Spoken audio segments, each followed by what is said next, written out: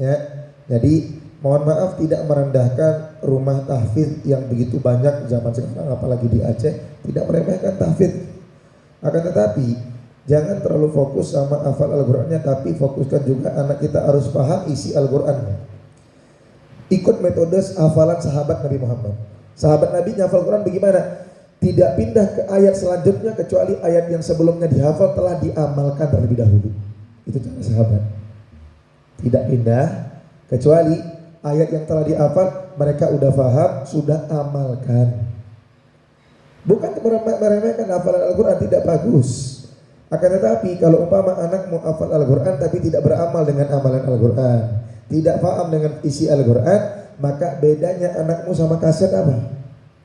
Kan sama-sama bisa baca Al-Quran, bisa. YouTube juga sekarang tinggal putar aja jadi Al-Qurannya. Ya. Karena banyak di zaman sekarang harus pinter-pinter milih pondok pesantren. Kayak saya bilang kemarin ya, masalah kasus kemarin itu harus pinter-pinter sendiri. Karena zaman sekarang banyak orang punya uang sedikit buka rumah tahfidz. Lah yang buka rumah tahfidz tidak hafal Al-Quran, hadirin. Yang punya rumah tahfidz tidak hafal Al-Quran. Bahkan saya pernah dapat yang punya rumah tahfidz tidak lancar baca Al-Quran, hadirin. Ya, gimana anakmu bisa berhasil, bisa berkah dalam tempat tersebut? Maka kalau umpama mau masuk rumah tahfidz boleh silahkan. Tapi cari yang punyanya hafal Al-Quran, punya sanad sampai ke Rasulullah, faham Nabi Muhammad, faham para ulama bermadzhab Imam Syafi'i, Asy'ariyah, Maturidiyah, silahkan masukkan hadirin. Gak jadi masalah, bagus. Karena disebutkan bahwasanya daripada Imam Ahmad bin Hasan At-Tas, kata beliau, musibah zaman sekarang, apa musibah zaman sekarang? Yang pertama, umat zaman sekarang meremehkan terhadap hafalan Al-Quran. Termasuk juga kalau umpama kita, ngapain hafal Al-Quran, yang penting kitab, ini juga musibah. Karena Al-Quran ini punya Nabi Muhammad, hadirin. Jangan dibilang kemudian untuk hafal Al-Quran yang penting bisa baca kitab kuning. Jadi berkahnya Al-Quran beda. Kita tidak meremehkan Al-Quran.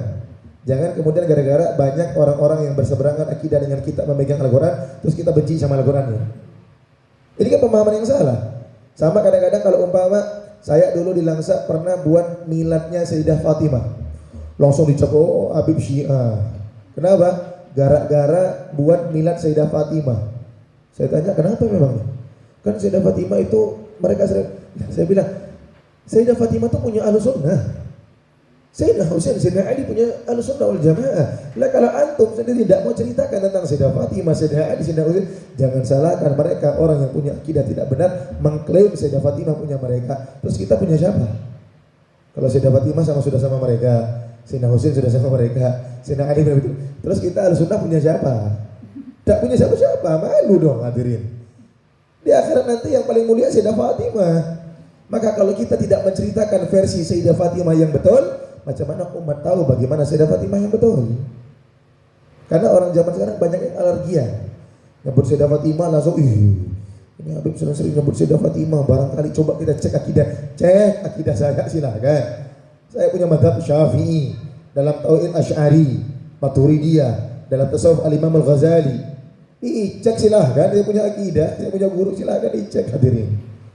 Kadang-kadang yang ngecek saya sanadnya tidak nyambung ke Rasulullah. Saya yang dicek lebih nyambung kepada Rasulullah. Ini kadang-kadang. Karena apa? Sudah ditanamkan alergi terlebih dahulu. Jangan sebut-sebut Sayyidina Husain, jangan sebut-sebut Sayyidina Ali, jangan sebut-sebut Sayyidina Hasan, jangan sebut-sebut Sayyidah Fatimah. Terus siapa yang sebut? Orang sebelah sebut, antum senang. Akhirnya anak-anak kita punya mindset, jangan dekat sama Sayyidah Fatimah. Na'udzubillah min dzalik, jangan dekat sama Sayyidah Fatimah. Kita kepengen dekat sama Sayyidah Fatimah kalau boleh. Perempuan harus dekat sama Sayyidah Fatimah. Di akhirat nanti yang dipuji sama Allah ya Sayyidah Fatimah. Jadi jangan begitu. Jangan alergi berlebihan. Makanya dulu kita ngajarkan sama kita, antum kalau benci sama orang tuh jangan benci sama orangnya, tapi benci sama maksiatnya. Kalau benci sama orangnya berubah, antum tidak akan hilang bencinya. Tapi kalau benci sama akidahnya, benci sama kekufurannya, benci sama akidahnya, silakan. Ada tetangga rumah sebelah umpama tidak tahlil, tidak ziarah kubur, saya benci, boleh benci sama pemahamannya, bukan benci sama orangnya, hadirin. Siapa yang izinkan antum benci sama orangnya? Karena kalau antum benci sama orangnya, tiba-tiba dia besok sudah bertaubat, dapat hidayah, ziarah kubur, antum bilang, paling kamuflase, paling pura-pura, paling nyamar suudon, akhirnya hadirin. Nggak baik hatimu jadinya. Kita diajarkan sama guru kita Sayyidil Habib Umar untuk benci kepada akidah, pemahamannya orang yang salah, bukan dengan orangnya. Kita tidak benci sama orang yang ahli maksiat, tidak, tapi kita benci kepada maksiatnya. Nggak benci kita sama orang ahli maksiat. Saya mohon maaf di Langsa, saya punya pengajian khusus para bencong-bencong di Langsa. Ada sama yang ngajarin. Saya ngajar bencong-bencong. Kenapa? Karena saya lihat tidak ada yang mau ngajarin. Mereka kan juga umat Nabi Muhammad. Kenapa pilih-pilih? Mereka juga berhak untuk masuk surganya Allah. Emang surga punya kita doang? Emang surga punya yang sudah baik doang? Enggak. Lihat coba di atas kuburan Nabi, syafaati li ahlil kabair min ummati, kata Rasulullah. Syafaatku untuk orang-orang yang punya dosa besar daripada umatku. Tengok bagaimana rahmatnya Nabi Muhammad. Kenapa saya mau ngajar bencong tersebut? Dia chatting saya, Habib, boleh nggak hadir majelis Habib? Boleh, ahlan wa sahlan, silahkan. Seminggu 2 minggu nggak hadir. Saya tanya, kok nggak hadir? Ternyata dia sebelumnya ada hadir di majelis Tengku Fulan, saya tidak nyebut siapa. Kemudian ketika dia hadir, dia duduk yang namanya, dia pakai sarung, pakai baju koko, tidak pakai mukena juga hadirin.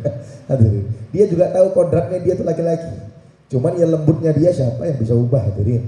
Itu sudah dari kecil. Antum mau berharap dia normal 100%, ya antum aja tidak sempurna 100%. Ngarapkan orang baik 100%. Cuman ketika dia hadir, tengkunya lagi bahas wudhu, tiba-tiba bahas bab bencong.